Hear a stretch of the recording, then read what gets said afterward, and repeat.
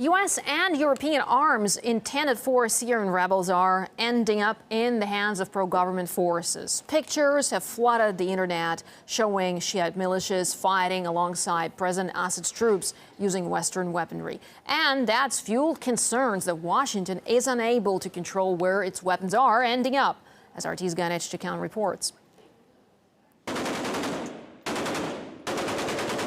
Weapons don't discriminate. U.S.-made arms are now showing up in the hands of Iranian-backed militias fighting in Syria. Analyst Philip Smythe points to photos with Hezbollah fighters toting U.S.-made M16s and M4s fitted with laser and holographic sights, as well as M203 grenade launchers. How do they end up in their hands? If there's a will, there's a way. And if you want to get, let's say, an M203 grenade launcher and an M4 carbine, you'll find a way to get it, so long as you have the right amount of money and the right amount of connections. It's not clear whether the weapons were captured, stolen, or bought on the black market. This weapon might be ended up in the hand of Hezbollah from the Lebanese military or Lebanese army, of course, illegally.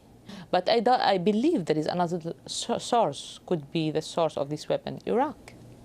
Similar U.S.-designed weapons appear in the hands of Syrian rebels, including fighters with al-Nusra Front, an al-Qaeda affiliate the U.S. has designated a terrorist group. It shows the alarming tendency for the weapons to change hands in unexpected ways.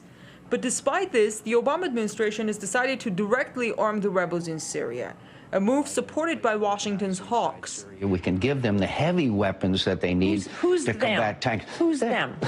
I know them. I've met them. They're there. Unfortunately for Senator McCain, some of the rebels he met in Syria were kidnappers, and his office had to issue a statement saying the senator did not know that when he agreed to do a photo op with them.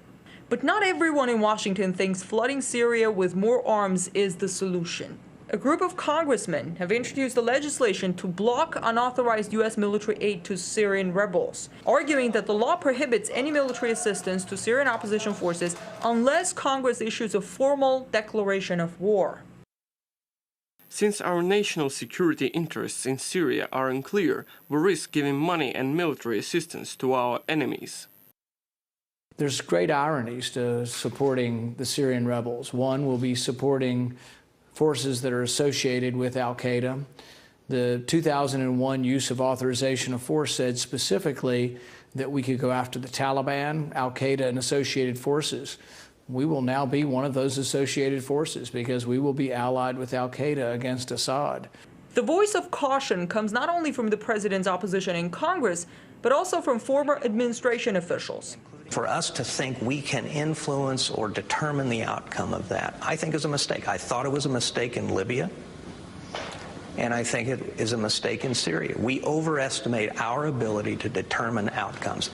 You may think that the U.S. has learned the hard way that by arming friends, you may be arming your enemies. But it seems U.S. leaders yet again are ready to take that risk. In Washington, I'm Ganesh Chakan.